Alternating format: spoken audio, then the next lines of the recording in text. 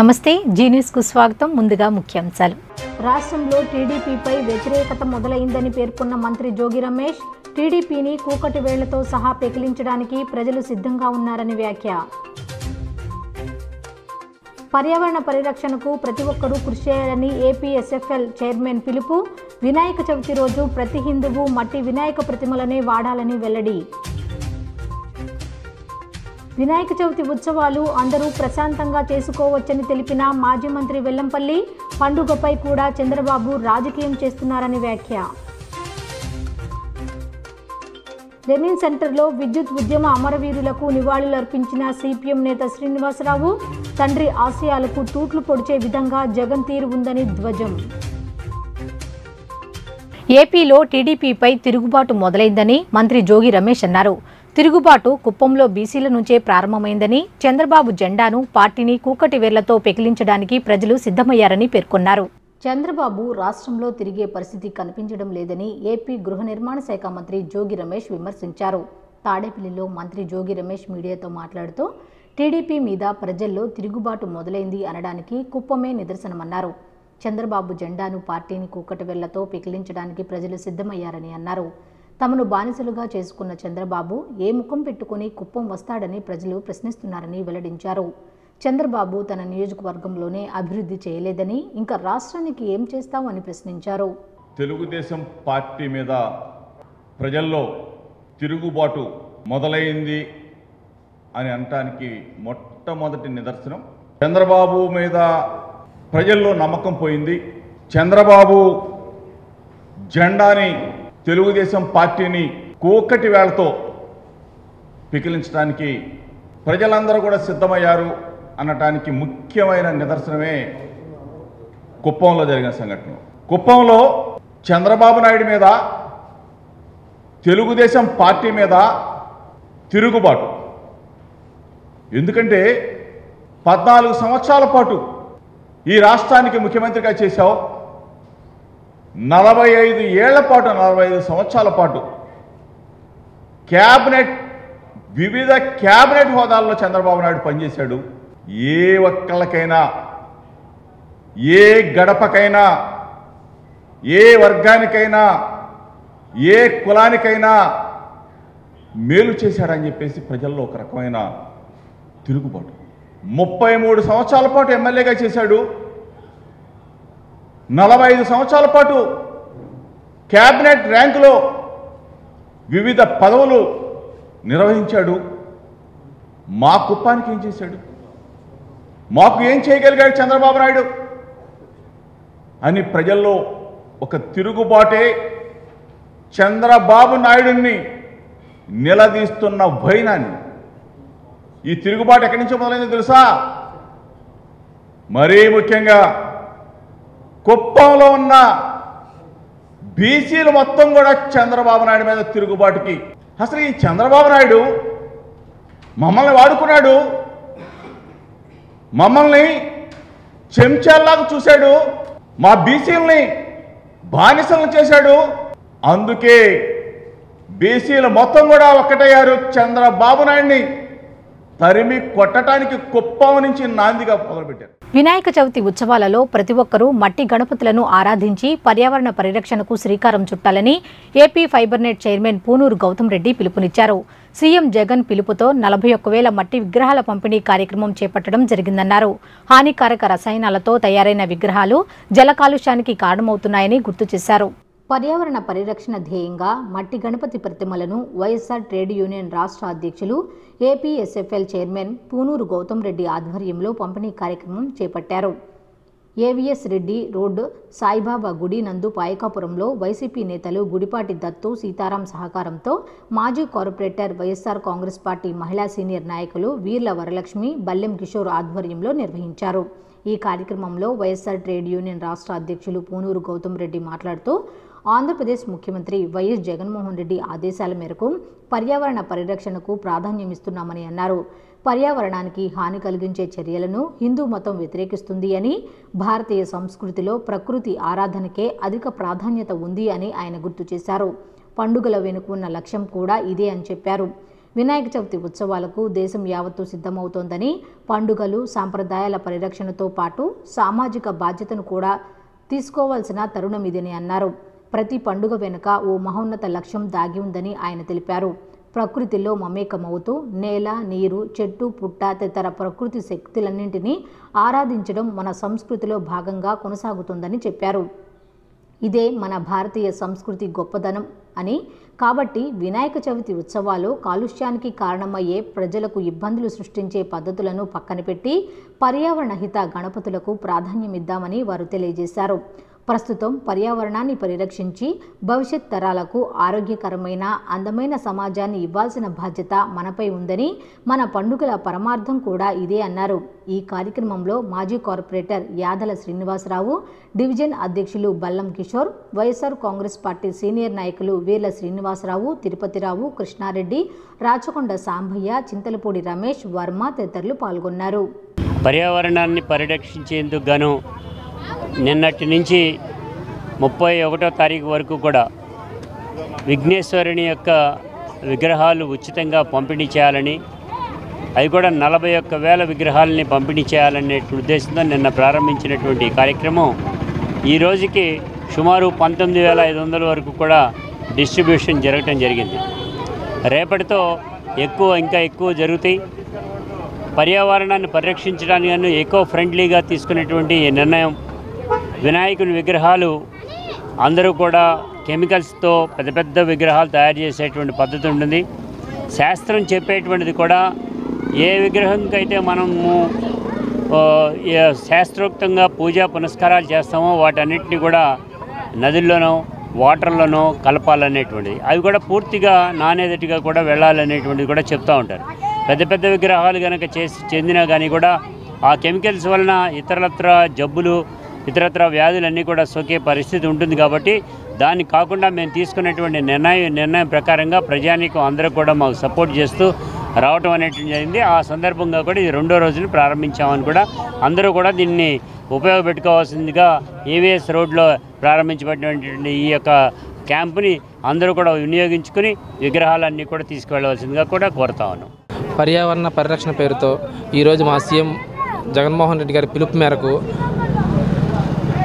మా dynamic leader Punuru YSR trade union రాష్ట్ర అధ్యక్షులు, ఏపీఎస్ఎఫ్ఎల్ చైర్మన్ పూనూరు గౌతమ్ రెడ్డి ఆదేశాల మేరకు దత్తు సీతారాం గారి సహకారంతో మా మాజీ కార్పొరేటర్ వీర్ల వరలక్ష్మి గారి ఆధ్వర్యంలో ఈరోజు ఇక్కడ కార్యక్రమం చేపట్టడం జరిగింది. ఈ కార్యక్రమానికి ప్రజల్ని అనూహ్య స్పందన కూడా వచ్చింది. అందరూ కూడా ప్రజల్లో చైతన్యం కలిగడం వల్ల ఇది మేము దీన్ని ఏదో అనుకున్న దానికంటే ఎక్కువగానే జరుగుతుంది.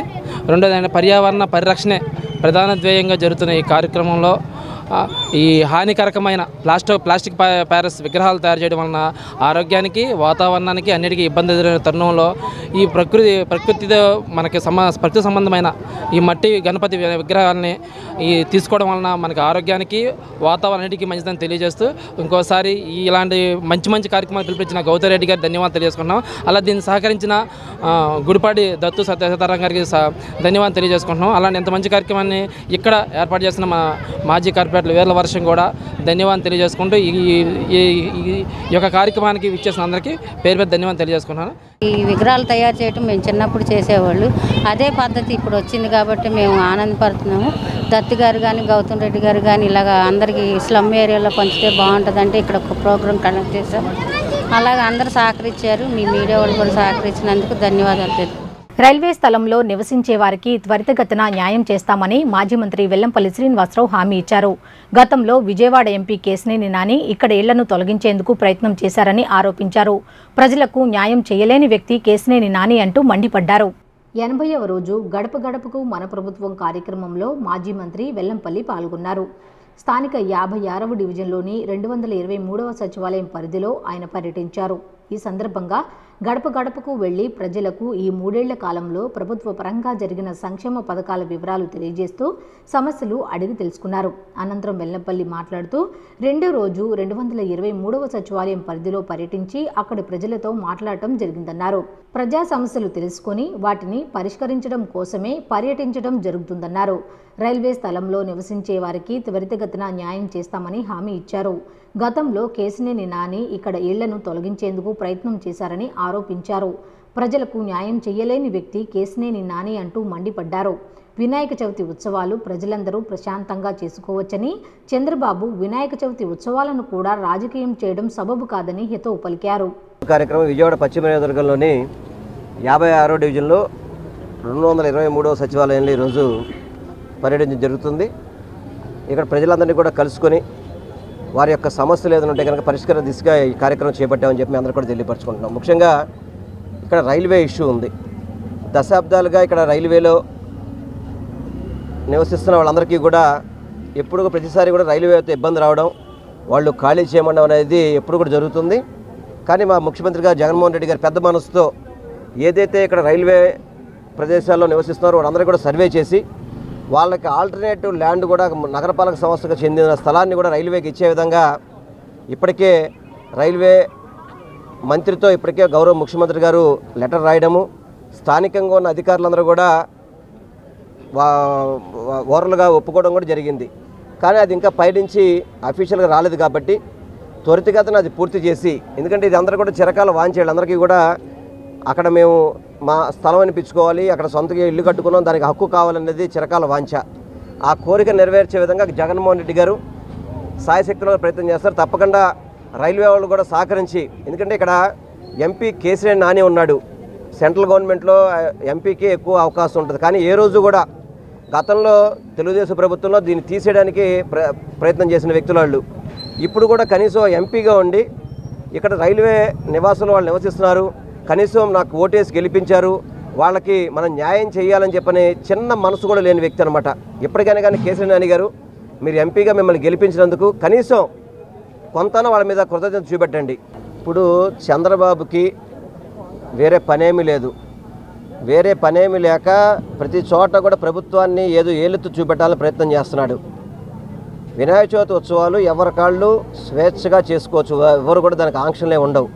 కాకపోతే గతంలో ఏదైతే ప్రభుత్వాల్లో మార్గదర్శనంలో ఆ మార్గదర్శకాలు పాటించమని మాత్రమే చెప్తారు తప్ప ప్రతిదానికి కూడా డబ్బులు వసూలు చేస్తారా, మీకు పర్మిషన్ ఎందుకు అడగాలి, ఇవన్నీ కూడా మరి గతంలో మరి మీరు ముఖ్యమంత్రిగా ఉన్నప్పుడు మీ ప్రభుత్వం ఏమైనా చేయలేదా?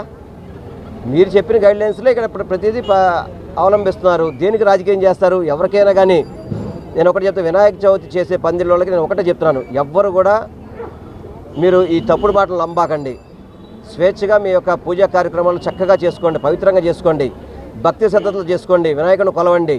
మీ యొక్క పూజల వల్ల రాష్ట్రం బాగుండేట్టుగా ఉండాలని మనస్ఫూర్తిగా కోరుకున్న వినాయక చవితి పందిళ్ళకి ఎక్కడ కూడా ఎటువంటి ఆంక్షలు, ఎటువంటి ఇబ్బంది పడే పరిస్థితి ప్రభుత్వం చేయదు. 23వ సచివాలయ పరిధిలో గడప గడపకి మన ప్రభుత్వం ద్వారా 2వ రోజు పర్యటించడం జరిగింది. ఇక్కడ ఈరోజు ఈ పర్యటనకి మన మాజీ మంత్రివర్యులు, శాసనసభ్యులు, ఎన్టీఆర్ జిల్లా అధ్యక్షులు మన వెల్లంపల్లి శ్రీనివాసరావు గారు, డివిజన్ కార్పొరేటర్ గారు చలపతిరావు గారు, పార్టీ ప్రతినిధులు, కార్యకర్తలు, నాయకులు, సచివాలయ సిబ్బంది, విఎంసీ సిబ్బంది, మీడియా మిత్రులు ప్రతి ఒక్కరు గడప గడపకి మన ప్రభుత్వం ద్వారా ప్రతి గడపకి వెళ్ళటం జరిగింది. ఇక్కడ ఎక్కువ శాతం రైల్వే స్థలం ఉండడం మూలన ఆల్రెడీ మినిస్టర్ గారు దీన్ని పరిశీలించి మన రాష్ట్ర ప్రభుత్వానికి, ముఖ్యమంత్రి వర్యులు గారికి తెలియచేయటం జరిగింది.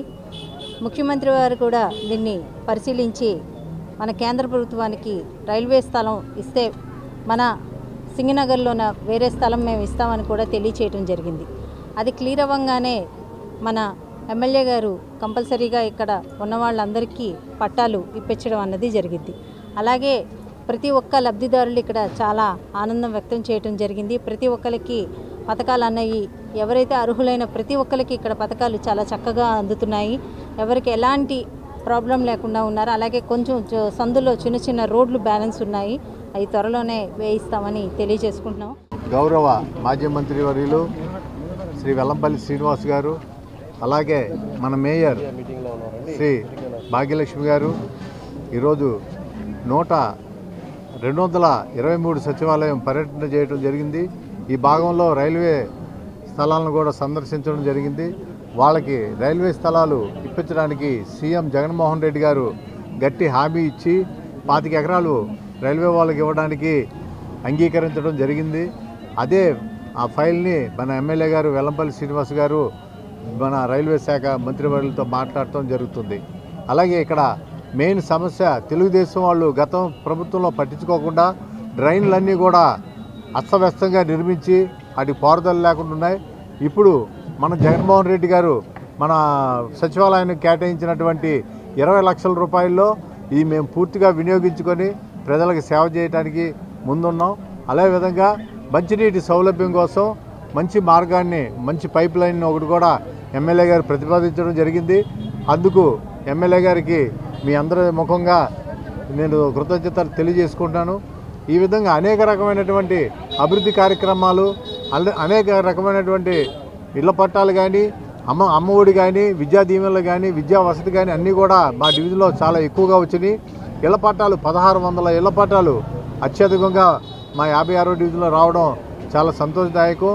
ముఖ్యమంత్రి గారికి సభాముఖంగా కృతజ్ఞతలు తెలియజేసుకుంటూ రాబోయే కాలంలో ఇంకా అభివృద్ధి కార్యక్రమాలు చాలా చేస్తామని, చేసి చూపిస్తే ప్రభుత్వం అని, జగన్మోహన్ రెడ్డి గారి ఆశీస్సులతో ప్రజలందరికీ మంచి జరగాలని, మంచి చేస్తామని కోరుకుంటూ సెలవు తీసుకుంటాం. రైతులకు ఉచిత విద్యుత్ అందించిన వైఎస్ వారసుడిగా వచ్చిన జగన్ విద్యుత్ సంస్కరణలను వ్యతిరేకించాలని సిపిఎం రాష్ట్ర కార్యదర్శి శ్రీనివాసరావు కోరారు. ప్రజలపై విద్యుత్ భారాలను పూర్తిగా రద్దు చేయాలని డిమాండ్ చేశారు. లేదంటే విద్యుత్ పోరాటానికి ద్రోహం చేసిన వ్యక్తిగా జగన్ నిలిచిపోతారని ఆయన స్పష్టం చేశారు. విద్యుత్ అమరవీరుల సంస్మరణ కార్యక్రమంలో సిపిఎం రాష్ట్ర కార్యదర్శి శ్రీనివాసరావు పాల్గొన్నారు. లెనిన్ సెంటర్లో విద్యుత్ ఉద్యమ అమరవీరులకు నివాళులర్పించారు. అనంతరం సిపిఎం రాష్ట్ర కార్యదర్శి శ్రీనివాసరావు మాట్లాడుతూ 22 ఏళ్ల క్రితం విద్యుత్ ఉద్యమంలో 3 అమరులయ్యారన్నారు. ఎంతో మంది పోలీస్ తూటాలకు లాఠీ ఛార్జ్ వల్ల ఆసుపత్రి పాలయ్యారని గుర్తు చేశారు. ఆ తరువాత పాలకులు విద్యుత్ ఛార్జీలు పెంచడానికి భయపడ్డారని, కానీ నేడు మోడీ జగన్లు విద్యుత్ సంస్కరణలు అమలు చేస్తున్నారని వెల్లడించారు. వైఎస్ఆర్ పేరు చెప్పుకొని జగన్ అధికారంలోకి వచ్చి తండ్రి ఆశయాలకు తోట్లు పొడిచే విధంగా పాలన చేస్తున్నాడని దుయ్యబట్టారు. విద్యుత్ ఛార్జీలు, ట్రూ అప్ ఛార్జీలు పేరుతో ప్రజలను దోచుకుంటున్నారని ఆగ్రహం వ్యక్తం చేశారు.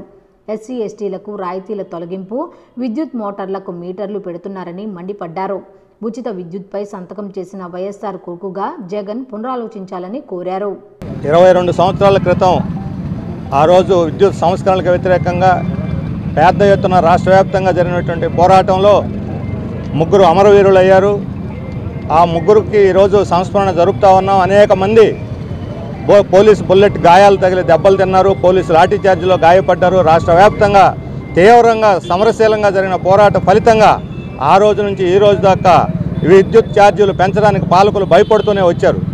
కానీ దురదృష్టవశాత్తు ఆ రోజు వామపక్షాలు, కాంగ్రెసు ఆ పోరాటంలో పాల్గొన్నాయి. రాజశేఖర రెడ్డి గారు ఆ పోరాటం తర్వాత అధికారంలోకి వచ్చి ఉచిత విద్యుత్తునే మీదనే మొదటి ఫైల్ సంతకం చేశారు.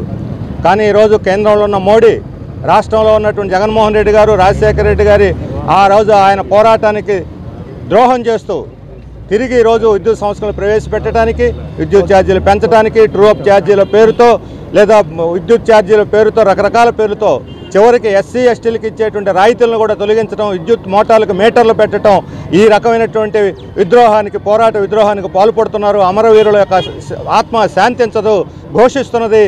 అందుకనే ఇప్పటికైనా సరే ఆ రోజు ఉచిత విద్యుత్ ఫైల్ మీద సంతకం చేసిన రాజశేఖర రెడ్డి గారు కుమారుడు ఇప్పుడు అధికారంలో ఉన్నాడు జగన్మోహన్ రెడ్డి గారు.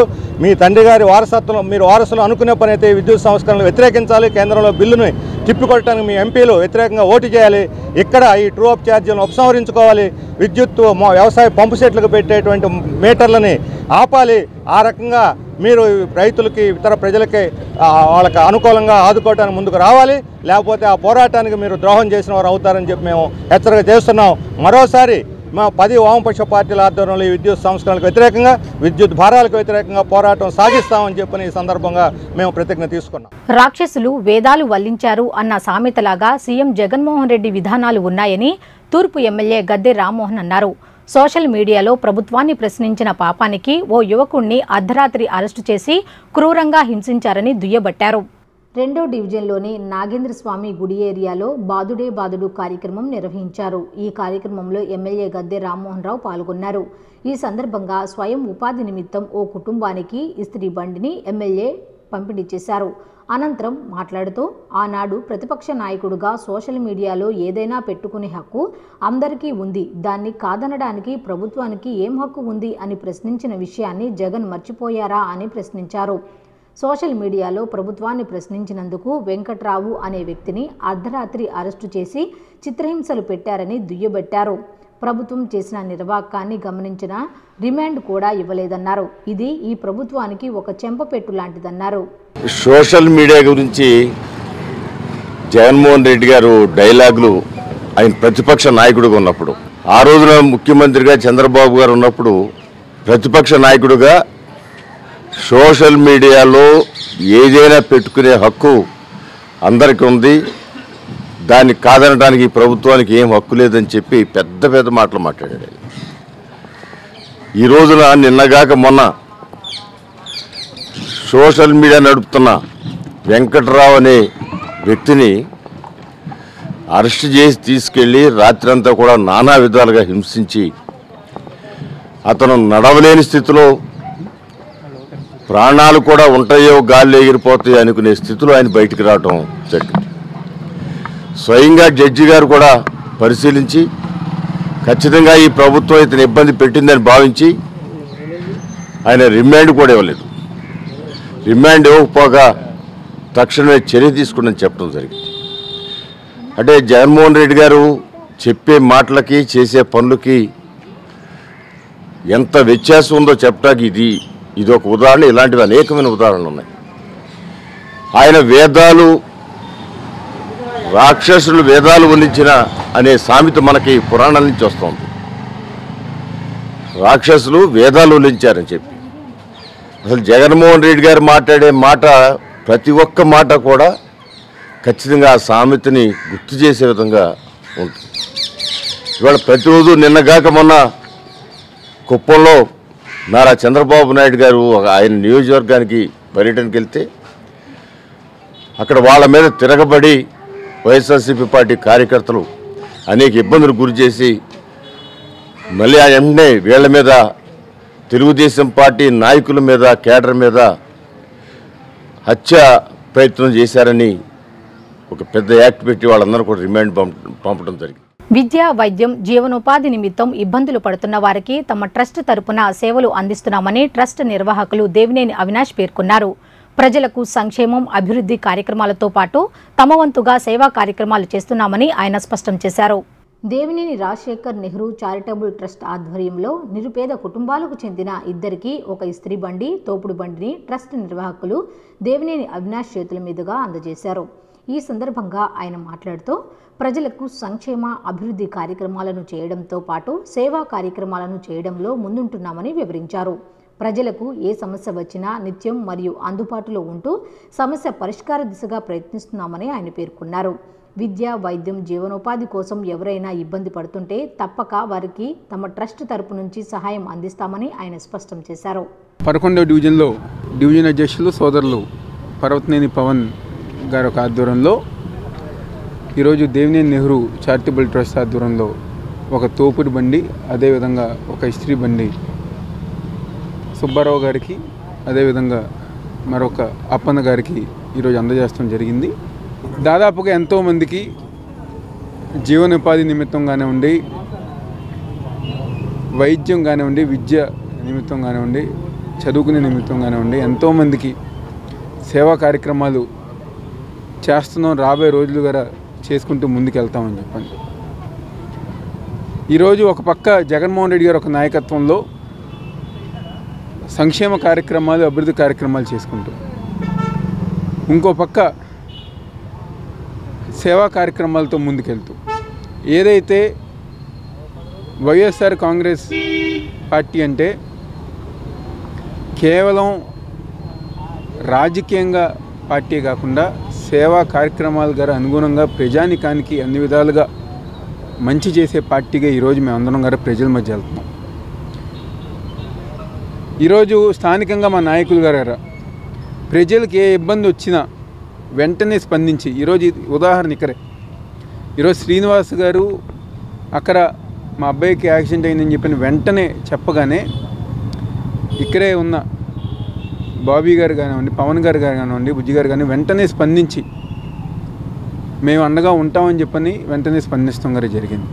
అదేవిధంగా పిల్లల చదువుల కోసం అడిగిన వెంటనే పవన్ గారు స్పందించి ఆర్థిక సాయం చేస్తాం కానివ్వండి. ఈ విధంగా రియాక్ట్ అయ్యే మనుషులు కానివ్వండి, ప్రజానికానికి ఏ చిన్న ఇబ్బంది వచ్చినా, స్థానికంగా నాయకత్వం ఏ ఇబ్బంది వచ్చినా రియాక్ట్ అయ్యే మనస్తత్వం కానివ్వండి. ఈ రాష్ట్రంలో ఏదైనా పార్టీ ఉందంటే కేవలం వైఎస్ఆర్ కాంగ్రెస్ పార్టీ నాయకత్వమే ఉందని చెప్పి నేను సందర్భంగా చెప్పుతాను. స్వర్గీయ దేవినేని నెహ్రూ గారి ట్రస్ట్ ఆధ్వర్యంలో ఒక పండ్ల బండి, ఒక ఇస్త్రీ బండి సుబ్బారావు గారికి, అప్పన్న గారికి ఏదైతే మా తూర్పు నియోజకవర్గ ఇన్ఛార్జ్ శ్రీ దేవినేని అవినాష్ గారి యొక్క ఆధ్వర్యంలో మరియు 11వ డివిజన్ ఇన్ఛార్జ్ పర్వతనేని పవన్ గారు మరియు చిమ్టా బుజ్జి గారు మరియు సీనియర్ నాయకులు అందరం కూడా పాల్గొని వాళ్ళ యొక్క ఆర్థిక సాయం చేయడం జరిగింది. నిజంగా అదే కాకుండా ఏదైతే చదువుల నిమిత్తం 2 పిల్లలు ఆర్థిక సాయం కోరితే వెంటనే ఇక్కడున్న 11వ డివిజన్ ఇన్ఛార్జ్ గారు పర్వతనేని పవన్ గారు మరియు మా తూర్పు నియోజకవర్గ ఇన్ఛార్జ్ దేవినేని అవినాష్ గారి ఆధ్వర్యంలో 15,000 ఇవ్వటం, మరీ ముఖ్యంగా ఏదైతే సీను గారని మా వెంట ఉండే తూర్పు నియోజకవర్గంలో అవినాష్ గారి దగ్గర ఉండే ఒక సీను గారు వాళ్ళ బాబుకి యాక్సిడెంట్ అయిందని చెప్పడం జరిగింది. దాన్ని ఆరోగ్యశ్రీ కూడా మాట్లాడతాం. ప్రజెంట్ కొంచెం ఆర్థికంగా వాళ్ళకి మెడిసిన్ ఉపయోగపడే విధంగా ఏదైతే చిమ్టా బుజ్జి గారు కానీ, పర్వతనేని పవన్ గారు కానీ వెంటనే స్పందించి మా యొక్క ఇన్ఛార్జ్ అవినాష్ గారు ఒక ఆధ్వర్యంలో 15,000 ఇవ్వటం కూడా జరిగింది. ఇదే చూసుకుంటే మీరు వారం మొత్తం కూడా గడప గడప ఒక పక్క గడప గడప ప్రోగ్రాం చేసుకుంటూ, మరో పక్క ఏదైతే ప్రజలు గడప గడపలో చెప్పిన ఆర్థిక సాయం కోసం మహిళలు కానీ, ఎవరైనా వృద్ధులు కానీ వాళ్ళకి మాకు ఇలా బళ్ళు కావాలని అడిగితే వెంటనే స్పందించి ఇలా దేవినేని నెహ్రూ గారి ట్రస్ట్ ద్వారా ఇలా అందించడం అనేది నిజంగా చాలా సంతోషంగా ఉంది. 11వ డివిజన్లో పలు సేవా కార్యక్రమాలు చేయడం జరిగింది. దానికి తూర్పు కాన్స్టిట్యున్సీ ఇన్ఛార్జ్ శ్రీ దేవినేని అవినాష్ గారు, డిప్యూటీ మేయర్ బెల్లం దుర్గా గారు, డివిజన్ పెద్దలు దుర్గాప్రసాద్ గారు, సాంబశివరావు గారు, శ్రీను గారు, చోటు రిజ్వాన్ గారు, చందు గారు, లక్ష్మీ గారు, షౌకత్ గారు, పురుషోత్తం గారు, చెమటా బుజ్జి గారు, ఇంకా పలువురు పెద్దలు, సూరిబాబు గారు అందరూ వచ్చి ఈ కార్యక్రమంలో పార్టిసిపేట్ చేయడం జరిగింది. మేము ఇక్కడ దేవినేని అవినాష్ గారి దగ్గరికి వెళ్ళి ఇట్లా ఒకరికి కొంచెం ఇబ్బందిగా ఉంది, ఒకరికి ఇస్త్రీ బండి ఇవ్వాలి ఒక వృద్ధ దంపతులకి అని అడగంగానే వెంటనే ఆయన స్పందించి శ్రీ దేవినేని నెహ్రూ చారిటబుల్ ట్రస్ట్ ద్వారా వెంటనే ఒక ఇస్త్రీ బండి ఇవ్వడం జరిగింది. అట్లానే ఒక వికలాంగులకి అప్పన్న ఆయనకి తోపుడు బండి కావాలి, ఆయన కూరగాయలు కానీ అట్టికాయలు కానీ అలాంటి ఏమైనా పెట్టుకోవడానికి కావాలంటే దానికి కూడా వెంటనే స్పందించి ఆయన బండి ఇవ్వడం జరిగింది. ఇట్లా శ్రీ దేవినేని నెహ్రూ చారిటబుల్ ట్రస్ట్ ద్వారా అనేక సేవా కార్యక్రమాలు చేయడం జరుగుతుంది. రాయల్ సర్వీస్ ట్రస్ట్ సేవా కార్యక్రమాలు చేయడంలో ఎప్పుడూ ముందు ఉంటుందని రాష్ట్ర ప్రభుత్వ chief whip MLA Samineni Uday Bhanu అన్నారు. ప్రతిభ కలిగిన పేద విద్యార్థులు మంచి ఉన్నత ఉద్యోగాలను చేపట్టే విధంగా కాంపిటేటివ్ ఎగ్జామ్కు ఉచిత వసతితో పాటు శిక్షణను ట్రస్ట్ వారు అందజేయడం ఆనందంగా ఉందని ఆయన వెల్లడించారు. Royal service trust donors meet సీతారాంపురంలోని ఐకాన్ పబ్లిక్ స్కూల్ నందు నిర్వహించారు. ఈ కార్యక్రమానికి ముఖ్య అతిథిగా రాష్ట్ర ప్రభుత్వ chief whip MLA Samineni Uday Bhanu పాల్గొన్నారు. ఈ సందర్భంగా ఉదయ్ భాను మాట్లాడుతూ రాయల్ సర్వీస్ ట్రస్ట్ సేవా సంస్థ ఆధ్వర్యంలో ఇప్పటికే అనేక సేవా కార్యక్రమాలు నిర్వహించారని పేర్కొన్నారు. ఇప్పటికే ఈ సంస్థ తరపున అనేక సేవా కార్యక్రమాలు నిర్వహించారని తెలిపారు. ఈ సందర్భంగా ట్రస్ట్ నిర్వాహకులను ఆయన అభినందించారు. ప్రతిభ కలిగిన పేద విద్యార్థులకు మంచి ఉన్నత ఉద్యోగాలను చేపట్టే విధంగా కాంపిటేటివ్ ఎగ్జామ్కు ఉచిత వసతితో పాటు శిక్షణను ట్రస్ట్ వారు అందజేస్తున్నట్టుగా పేర్కొన్నారు. కాంపిటేటివ్ ఎగ్జామ్స్కి ప్రిపేర్ అవ్వడం కష్టతరమవుతున్న సందర్భంలో ట్రస్ట్ చేయూతను అందించడం శుభపరిణామమన్నారు. అనంతరం royal service trust chairman Pullaiah మాట్లాడుతూ ట్రస్ట్ ఆధ్వర్యంలో జరిగే వివరాలను డోనర్స్కి వివరించేందుకు ఈ కార్యక్రమాన్ని ఏర్పాటు చేశామని పేర్కొన్నారు. 18 లక్షల రూపాయల ఈ సంవత్సరం విద్యార్థులకు స్కాలర్షిప్లు ఇవ్వాలని నిర్ణయించుకోవడం జరిగిందన్నారు. ప్రతిభ కలిగిన పేద విద్యార్థులను గుర్తించి వారు కాంపిటేటివ్ ఎగ్జామ్స్ ప్రిపేర్ అయ్యి ఉన్నత ఉద్యోగాలను పొందే విధంగా తమ ట్రస్ట్ తరపున ఉచితంగా వసతి శిక్షణ కల్పిస్తామని వివరించారు. ఈరోజు విజయవాడ నగరంలో రాయల్ సర్వీస్ ట్రస్ట్ ఆధ్వర్యంలో డోనర్స్ మీట్ జరిగింది. రాయల్ సర్వీస్ ట్రస్ట్ అనేది ఒక సేవా సంస్థ. ఈ సంస్థ ద్వారా అనేక మంది విద్యార్థులకు చదువుకున్న విద్యార్థులకు వాళ్ళకి తిరిగి భవిష్యత్తులో ఉద్యోగ అవకాశాల కోసం కానీ కాంపిటేటివ్ ఎగ్జామ్స్ రాయడం కోసం కానీ గ్రూప్స్ ప్రిపేర్ అవ్వడం కోసం కానీ ఒక కోచింగ్ సెంటర్ అనేది కూడా ఏర్పాటు చేయడం, వారికి అన్ని రకాల హాస్టల్ సౌకర్యాన్ని ఏర్పాటు చేయడం అనేది చాలా మంచి గొప్ప నిర్ణయం. దీన్ని రాయల్ సర్వీస్ ట్రస్ట్ వారు విజయవాడలో దీన్ని ఏర్పాటు చేసిన దగ్గర నుంచి మరి కొంతమంది డోనర్స్ని ద్వారా వారి సహాయ సహకారాల ద్వారా ఇక్కడ విజయవాడలో 1800 గజాల స్థలాన్ని తీసుకొని ఒక పెద్ద బిల్డింగ్ని కట్టి ఒక హాస్టల్ సౌకర్యాన్ని ఏర్పాటు చేయడం అనేది నిర్ణయం అనేది చాలా గొప్ప నిర్ణయం. ఇది స్టేట్లో మరి చాలా చోట్ల ఎక్కడా లేవు ఇటువంటి సెంటర్స్. హైదరాబాద్లో ఉన్నాయి నాకు తెలిసినంత వరకు. మరి విజయవాడలో కూడా కేవలం ఉద్యోగ అవకాశాల కోసం, వారి జీవితంలో స్థిరపడటం కోసం అనేక మందికి సరైన సౌకర్యాలు లేక ప్రిపేర్ కావడానికి ఇలా కూడా అవకాశాలు లేకుండా పోతున్నాయి. వారికి ఇటువంటి రాయల్ సర్వీస్ ట్రస్ట్ ద్వారా ఇటువంటి సౌకర్యాన్ని కల్పించినందుకు నిర్వాహకులకి మరి పుల్లయ్య గారు కానీ అలానే వారి కార్యవర్గం కానీ అందరికీ ప్రత్యేకంగా అభినందన తెలియజేస్తున్నాను. ప్రభుత్వం ద్వారా అన్ని రకాల ఫెసిలిటీస్ కూడా కావడంటే దానికి కూడా ఇవాళ ప్రత్యేకంగా పర్మిషన్స్ కూడా అవసరమైన ఉన్నాయి. ఆ పర్మిషన్స్ కూడా మున్సిపల్ అడ్మినిస్ట్రేషన్ ద్వారా దానికోసం కూడా ప్రయత్నం చేస్తున్నాం. ఈరోజు రాయల్ సర్వీస్ ట్రస్ట్ ఆధ్వర్యంలో డోనార్స్ మీట్ ఏర్పాటు చేయడం జరిగింది. దీని ప్రధానమైన ఉద్దేశం మా ట్రస్ట్ చేసే కార్యకలాపాలని దాతలందరికీ తెలియజేయటం, వారిచ్చే సూచనలు సలహాలని స్వీకరించడం, మరి మా ట్రస్ట్కి వెన్నుముకగా నిలిచిన దాతల్ని అభినందించడం ఈ ట్రస్ట్ యొక్క ఈ సమావేశం యొక్క ముఖ్య ఉద్దేశం. మరి ఈ నిమిత్తం ఏర్పడిన ఈ సమావేశం మరొక రకంగా మేము స్కాలర్షిప్లకి ఈ సంవత్సరం 18 లక్షల రూపాయలు మా సర్వీస్ ట్రస్ట్ ద్వారా ఇవ్వడానికి నిర్ణయం చేసుకున్నాం. మరి వచ్చే నెలలో ఆ పిల్లలకి మా సర్వీస్ ట్రస్ట్ ద్వారా 18 లక్షల రూపాయలు తగ్గుకోకుండా పంపిణీ చేయాలనేది మా ఇది. అట్లాగే ఈ బిల్డింగ్ పనులు కూడా హాస్టల్ నిమిత్తం ఏదైతే ఆర్థికంగా వెనుకబడిన ప్రతిభావంతులైన విద్యార్థులని సేకరించి అటువంటి విద్యార్థులకి కాంపిటేటివ్ ఎగ్జామ్స్కి కానీ ఇతర పోటీ పరీక్షలకి మనం ఇక్కడ తర్ఫీదు ఇచ్చి వారికి ఉచిత సౌకర్యం కలగజేయాలనేది ఈ ట్రస్ట్ యొక్క ప్రధాన ఉద్దేశం. నా పేరు పేటేటి పుల్లయ్య, ఈ రాయల్ సర్వీస్ ట్రస్ట్కి చైర్మన్గా వ్యవహరిస్తున్నాను. చిన్నపిల్లలతో సహా చనిపోతారు. ఇది ఏ పని చేసుకోవాలని ఒక ప్రాబ్లం అనమాట. ప్రతి పని చేయాలి, కనీసం క్షేమ పుడితే కూడా అది తీసుకోవడానికి రాదు. నాలాగా ఇప్పుడు ఉన్న పర్సన్ ఎలా అంటే 5% ఉన్నారు మా ఆర్గనైజేషన్లో. మిగతా 95% మొత్తం బెడ్ రిడన్ అనమాట. వాళ్ళకి ఏ పని చేసుకోవడం రాదు. ఆర్థిక ఇబ్బందుల్లో వాళ్ళు మెడికల్గాను అన్నింటిలోనూ చాలా ప్రాబ్లంగా ఉంటుంది. ఒక తల్లి తన బిడ్డని ఒక 9 నెలలే మోస్తుంది, కానీ మా తల్లిదండ్రులు మాత్రం జీవితాంతం చనిపోయే వరకు మోయాలన్నమాట. ఇది ఆ ప్రాబ్లం యొక్క లక్షణం. కాబట్టి నేను ఒక రిహాబిలిటేషన్ సెంటర్ని విజయవాడలో ఒక ప్లాట్ఫామ్ని క్రియేట్ చేసి చనిపోయే వరకు మేము హ్యాపీగా ఉండడానికి ఏదైతే చేయాలో అదే చేద్దాం అనుకున్నాను. అను మై బేబీ ప్రథమ వార్షికోత్సవం నగరంలోని ఓ హోటల్లో ఘనంగా జరిగింది.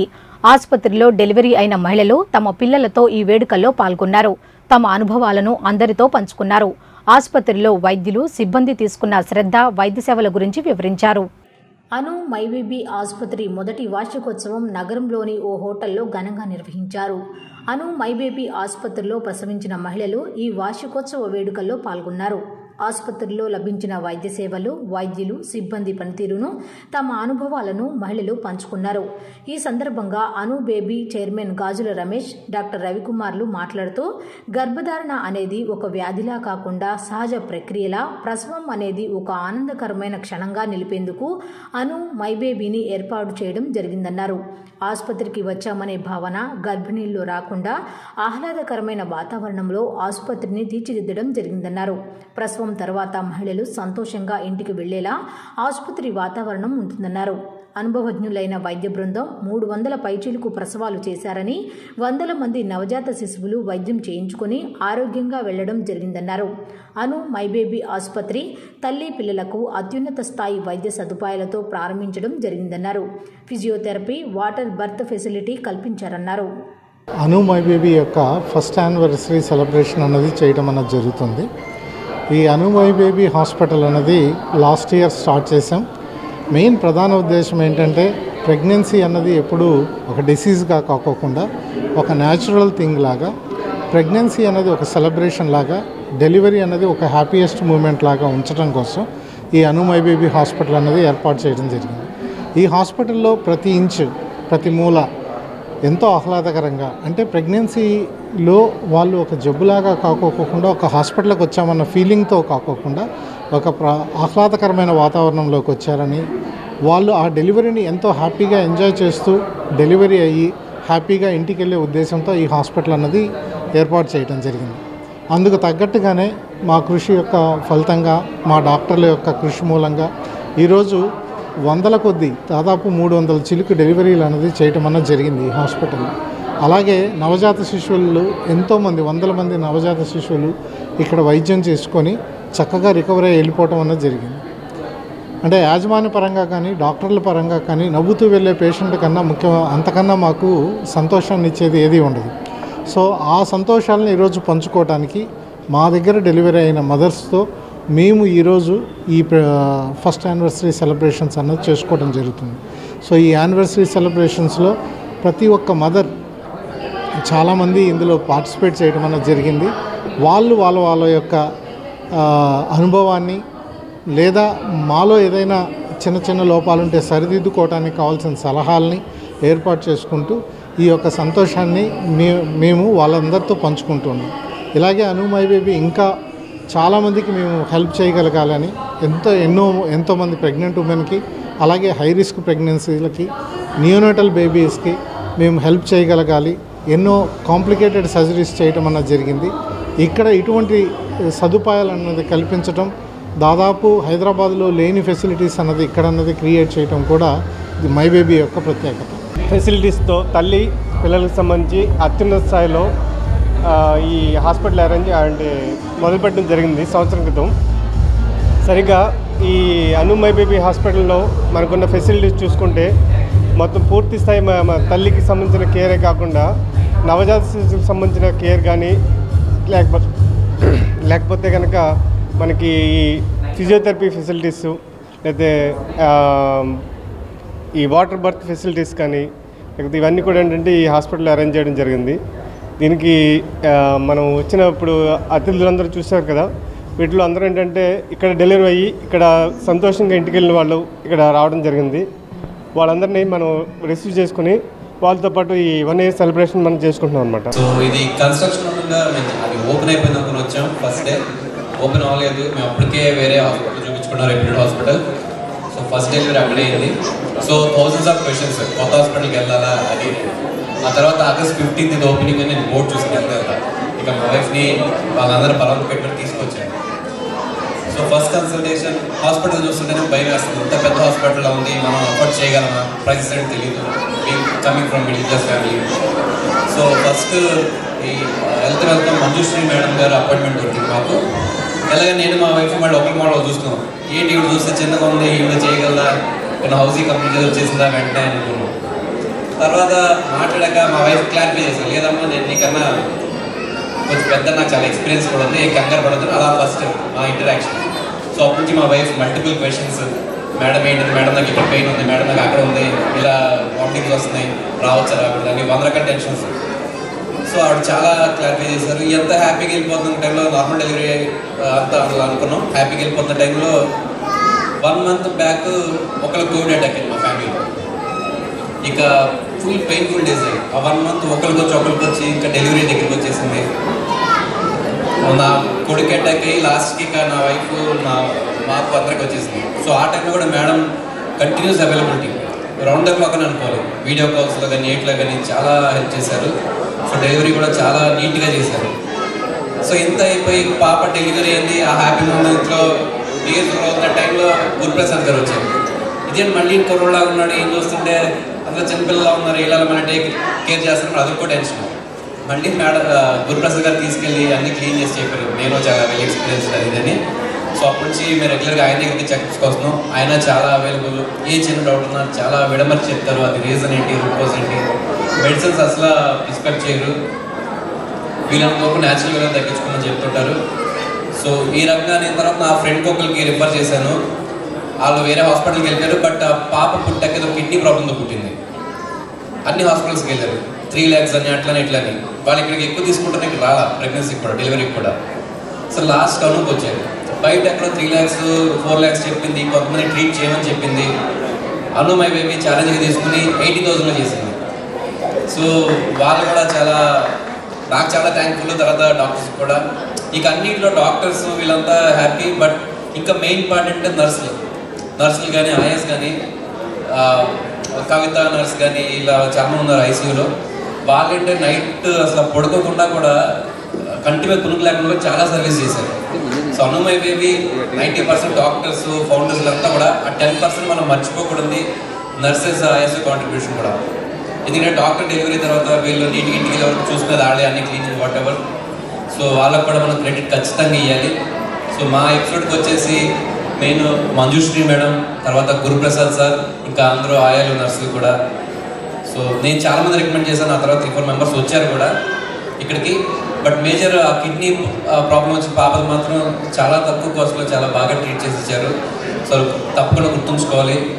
ఫర్ గోయింగ్ ఫార్వర్డ్ కూడా ఇక్కడ ఉన్న వాళ్ళంతా రికమెండ్ చేసిన పని లేదు. మీ అందరికీ తెలుసు గ్రేట్నెస్ అండ్ హాస్పిటల్ది. పిల్లలు చేసే సరదా పనులు అప్పుడప్పుడు నవ్వులు పూయిస్తాయి. కొన్ని సందర్భాల్లో తల్లిదండ్రులకు తలనొప్పిని తెప్పిస్తుంటాయి. వారికి లోకజ్ఞానం లేకపోవడమో లేదా ప్రమాదమని తెలియకపోవడమో కానీ కొన్నిసార్లు ప్రమాదాన్ని కొని తెచ్చుకుంటారు. అలాంటి సంఘటనే ఎన్టీఆర్ జిల్లాలో చోటు చేసుకుంది. సరదాగా బిందెలో దిగి ఆడుకుంటుండగా నడుము వరకు లోపలికి వెళ్లడంతో అందులోనే ఇరుక్కుపోయాడు ఓ బాలుడు. తిరిగి బయటకు వద్దామంటే వీలు కావట్లేదు. ఎంత ప్రయత్నించినా రాలేకపోతున్నాడు. ఇక బయటకు వచ్చే మార్గం లేక బిగ్గరగా ఎడవడం మొదలుపెట్టాడు. ఇది గమనించిన కుటుంబ సభ్యులు బయటకు తీసేందుకు శతవిధాలా ప్రయత్నించారు. అయినప్పటికీ ఎంతకీ వీలు కాలేదు. స్థానికులు బ్లేడ్ కట్టర్ సాయంతో బిందెను సగానికి కోసి బాలుణ్ణి బయటకు తీశారు. బిందెలోంచి విక్రమ్ బయటకు రావడంతో అందరూ ఊపిరి పీల్చుకున్నారు.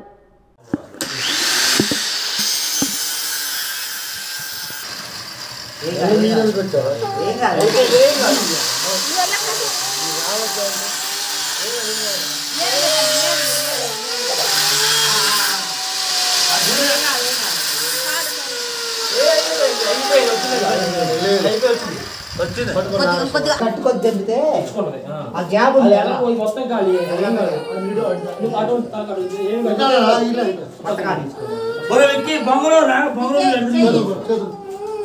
చూడు చూడు నువ్వే చూడు చూడు నువ్వు చూడు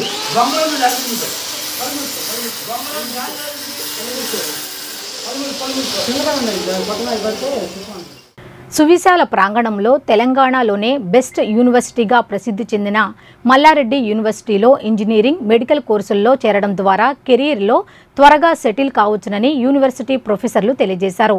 తమ యూనివర్సిటీలో బీటెక్, బీఎస్సీ అగ్రికల్చర్, బీబీఏ, ఎంబీఏతో పాటు మెడికల్ విద్యార్థులకు తగిన కోర్సులు అందుబాటులో ఉన్నాయని వెల్లడించారు.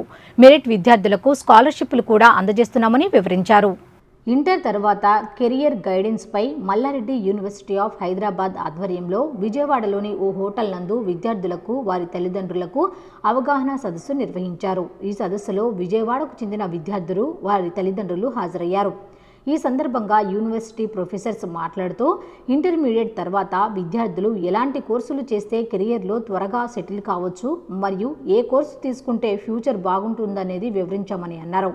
తమ యూనివర్సిటీలో బీటెక్, బీఎస్సీ అగ్రికల్చర్, బీబీఏ, ఎంబీఏతో పాటు మెడికల్ విద్యార్థులకు అందుబాటులో కోర్సులు ఉన్నాయని వెల్లడించారు. అలాగే మెరిట్ విద్యార్థులకు స్కాలర్షిప్లు కూడా అందజేస్తున్నామని వివరించారు. తమ యూనివర్సిటీ ఆధ్వర్యంలో ప్రతి జిల్లాలో కెరియర్ గైడెన్స్ ఇస్తామని తెలిపారు. అవేర్నెస్ అంటే ఇంటర్మీడియట్ 10+2 అయిపోయింది కాబట్టి ఇప్పుడు జాయినింగ్ ఇంజనీరింగ్ కానీ లేకపోతే మెడికల్ కానీ అలైడ్ హెల్త్ సైన్సెస్ కానీ జాయిన్ కావాలి కదా, వాళ్ళ కోసం అవేర్నెస్ ప్రోగ్రామ్ కోసము హైదరాబాద్ నుంచి ఇక్కడ వచ్చి అవేర్నెస్ ప్రోగ్రామ్ కండక్ట్ చేశాము. మాకు 200 ఎకరాల క్యాంపస్లో మల్లారెడ్డి యూనివర్సిటీ మాకు ఇంజనీరింగే కాకుండా ఇప్పుడు అలైడ్ హెల్త్ సైన్సెస్ అంటే బీఎస్సీ 4 ఇయర్ డిగ్రీస్ అంటే ఎమర్జెన్సీ మెడిసిన్ కానీ, కార్డియోవాస్కులర్ టెక్నాలజీ కానీ, క్లినికల్ రీసెర్చ్ కానీ, physiotherapy courses, in addition to that మనకి బీబీఏ కోర్సెస్ కానీ, ఎంబీఏ కోర్సెస్ కానీ, డిజిటల్ ఫోరెన్సిక్స్ కోర్స్ కానీ, అగ్రికల్చర్ సైన్సెస్ కానీ, ఇంజనీరింగ్ వేరియస్ కోర్సెస్ అంటే emerging technologies, all emerging technologies, computer science కానీ, బ్లాక్ చైన్ టెక్నాలజీస్ కానీ, ఏఎంఎల్ కానీ, డేటా సైన్స్ కానీ, సైబర్ సెక్యూరిటీ కానీ, ఐఓటీ కానీ, ఇన్ఫర్మేషన్ టెక్నాలజీ అన్ని కోర్సెస్ మీద మనకి మల్లారెడ్డి యూనివర్సిటీ హైదరాబాద్లో ఒక సువిశాలమైన ప్లేస్లో ఒక పెద్ద మల్లారెడ్డి యూనివర్సిటీ ఉంది. దాని గురించి అవేర్నెస్ ప్రోగ్రామ్ ఇద్దామని ఒక 10+2 అయిపోయిన వాళ్ళకి, ఎవరైతే ఇప్పుడు ఇంజనీరింగ్ కానీ మెడికల్ జాయిన్ అయిన వాళ్ళకి అవేర్నెస్ ప్రోగ్రామ్స్కి వచ్చాము. వాళ్ళ డౌట్స్ కూడా క్లియర్ చేయడం జరిగింది. హైయర్ ఎడ్యుకేషన్ కానీ, న్యూ ఎడ్యుకేషన్ పాలసీ కానీ, మా ఎడ్యుకేషన్ సిస్టమ్ ఎలా ఉంటుంది అంటే ఓన్లీ సబ్జెక్ట్ నాలెడ్జే కాకుండా అదర్ స్కిల్స్ కానీ, లేకపోతే టెక్నాలజీ స్కిల్స్ కానీ, వాళ్ళకి ఇంటర్నేషనల్ ఎడ్యుకేషన్ అవేర్నెస్ కానీ, లేకపోతే ఇండస్ట్రీ టైఅప్స్ కానీ, ప్లేస్మెంట్ యాక్టివిటీస్ ఎలా ఉంటాయి అనేది ఒక అవేర్నెస్గా ప్రోగ్రామ్ వల్ల కండక్ట్ చేశాము. బాగా రెస్పాన్స్ వచ్చిందండి. మాకు కూడా హ్యాపీగా వెళ్తున్నాము. ఎందుకంటే అందరికీ కూడా మేము మా తెలిసిన నాలెడ్జ్ని 10 మందికి మేము చెప్పదలుచుకున్నాము. కాబట్టి మల్లారెడ్డి యూనివర్సిటీ హైదరాబాద్లో మా మల్లారెడ్డి సార్ కూడా ఇట్లా వాటికి చాలా ప్రోగ్రామ్స్కి ఎంకరేజ్ చేస్తుంటాము. అన్ని డిస్ట్రిక్ట్స్కి వెళ్తుంటాము. మేము ఒక అవేర్నెస్ అంటే ఈ 10+2 అయిన తర్వాత చాలామంది స్టూడెంట్స్ కన్ఫ్యూజ్ ఉంటుంది కాబట్టి పేరెంట్స్ స్టూడెంట్స్కి వాళ్ళకి మనకు తోచిన మనకు తెలిసిన నాలెడ్జ్ మనకు పంచితే బెటర్ అనే ఉద్దేశంతో మొత్తం 2 స్టేట్స్లో కూడా అన్ని డిస్ట్రిక్ట్స్కి వెళ్ళి ఒక అవేర్నెస్ ప్రోగ్రామ్ కండక్ట్ జరిగింది. ఈ మంచి రెస్పాన్స్ వచ్చిందని మాకు కూడా హ్యాపీగా ఉంది. Thank you very much for circulating. మీ విజయవాడ దీంట్లో కూడా చాలామంది కూడా వచ్చారు. వీళ్ళకి కూడా అవేర్నెస్ ఇవ్వడం వల్ల రేపు 10+2 జాయిన్ అయిన తర్వాత కౌన్సిలింగ్లో కానీ, లేకపోతే వాళ్ళకు ఇంజనీరింగ్ ఎడ్యుకేషన్ కానీ, అదర్ మెడికల్ ఎడ్యుకేషన్ జాయిన్ కావాలన్నా వాళ్ళకు ఒక నాలెడ్జ్ వస్తుంది కాబట్టి ఈజీగా ఛాన్సెస్ ఉంటుందండి. థ్యాంక్ యూ వెరీ మచ్ అండి. మేము ఇవాళ రోజున ఏం చేసామంటే 28న కెరియర్ గైడెన్స్ ప్రోగ్రామ్ పెట్టాం. సో ఈ కెరియర్ గైడెన్స్ ప్రోగ్రామ్ అనేది ఏంటంటే ఇంటర్మీడియట్ అయిపోయింది. సో ఎంపీసీ వాళ్ళు ఉంటారు, బైపీసీ వాళ్ళు ఉంటారు, సిఈసీ ఉంటారు, హెచ్సిసి ఉంటారు. వీళ్ళకి what next, what are the different programmes ఏమున్నాయి, ఇంజనీరింగ్లో ఏమున్నాయి, మెడిసిన్లో ఏమున్నాయి, ఏంటి దాని ఆపర్చునిటీస్ ఎలా ఉంటాయి, ఏది ఎలా తీసుకుంటే దాని కెరియర్స్ అనేది ఎలా ఉంటుంది అనేది ఒక ప్రోగ్రామ్ కండక్ట్ త్రూ మా యూనివర్సిటీ మల్లారెడ్డి యూనివర్సిటీ హైదరాబాద్ నుంచి ప్రోగ్రామ్ అనేది ఇక్కడ కండక్ట్ చేసాము. డిఫరెంట్ ఏరియాస్ నుంచి పీపుల్ వచ్చారు, స్టూడెంట్స్ వచ్చారు. అండ్ క్వశ్చనరీ అవర్స్ ఉన్నాయి. So they have asked some questionnaires. మేము కొన్ని కోర్సెస్ మీద ఎక్స్ప్లెయిన్ చేసాం. ఇంజనీరింగ్ కోర్సెస్ మీద, అలైడ్ హెల్త్ సైన్సెస్ మీద కోర్సెస్ మీద ఎక్స్ప్లెయిన్ చేసాం. అట్లా ఆపర్చునిటీస్ చెప్పాం. వాళ్ళు డౌట్స్ తీసుకున్నారు, క్లారిఫికేషన్కి ఇచ్చామన్నమాట. ఇలాగ మేము each and every district, each and every time we are conducting a lot of each and every month మేము ఇలాగ కెరీర్ ఓరియంటేషన్ చెప్తానే ఉంటాం ఇంటర్మీడియట్ వాళ్ళకి. So they can get something knowledge. ప్రీవియస్గా మనకి ఏమైంది, ఎవరో ఒక బ్రదర్నో, సిస్టర్నో, కజిన్నో ఇండస్ట్రీలో ఉన్న వాళ్ళని తీసుకొని వాళ్ళ ఒపీనియన్స్ ప్రకారం తీసుకెళ్ళాం. So we are coming towards you. అంటే ఏంటి, ఒక యూనివర్సిటీ మేము ముందుకు వచ్చి ఈ కోర్స్కి ఇంత డిమాండ్ ఉంది, దీనికి ఇంత కెరియర్ ఉంది, దీని యావరేజ్ ప్యాకేజ్ ఇంత ఇది అని చెప్పేసి ఒక స్టూడెంట్కి అనేది ఒక ఇంటర్మీడియట్ లెవెల్లోనే, సెకండ్ ఇయర్ లెవెల్లో ఎంసెట్కి వెళ్ళే ముందు ఒక ఆపర్చునిటీ అనేది ఇస్తే they have a something on their mind. So A course తీసుకోవాలి ఏంటి అనేది ఒక మైండ్ సెట్లో వాళ్ళకు ఉంటుంది. అది ఇవాళ మేము ఓరియంటేషన్ ప్రోగ్రాంలో ఇక్కడ ఇవ్వటం. దేశీయంగా అభివృద్ధి చేసిన సెమీ హైస్పీడ్ రైలు అయిన వందే భారత్ దుమ్మిరేపింది. తాజాగా నిర్వహించిన ట్రయల్ రన్లో గంటకు 180 కిలోమీటర్ల గరిష్ట వేగాన్ని నమోదు చేసింది. దీనికి సంబంధించిన వీడియోలను రైల్వే శాఖ మంత్రి అశ్విని వైష్ణవ్ ట్విట్టర్లో పోస్ట్ చేశారు. లీడ్కమ్ వందే భారత్ ట్రైన్ 2019లో తొలి వందే భారత్ రైలు దేశంలో అందుబాటులోకి వచ్చింది. న్యూఢిల్లీ వారణాసి మార్గంలో దీన్ని తొలుత అందుబాటులోకి తీసుకువచ్చారు. ఢిల్లీ వైష్ణోదేవి మార్గంలో రెండో రైలును ప్రవేశపెట్టారు. తాజాగా కోటా నగ్దా సెక్షన్లో ట్రయల్ రన్ నిర్వహించారు. ఈ సందర్భంగా 180 కిలోమీటర్ల గరిష్ట వేగాన్ని అందుకున్నట్లు కేంద్ర మంత్రి తన ట్విట్టర్లో పోస్ట్ చేశారు. రైలు వేగాన్ని కొలిచే స్పీడోమీటర్ యాప్ను స్మార్ట్ ఫోన్లో ఆన్ చేసి దాన్ని రైలు విండో పక్కన పెట్టి వీడియోను చిత్రీకరించారు.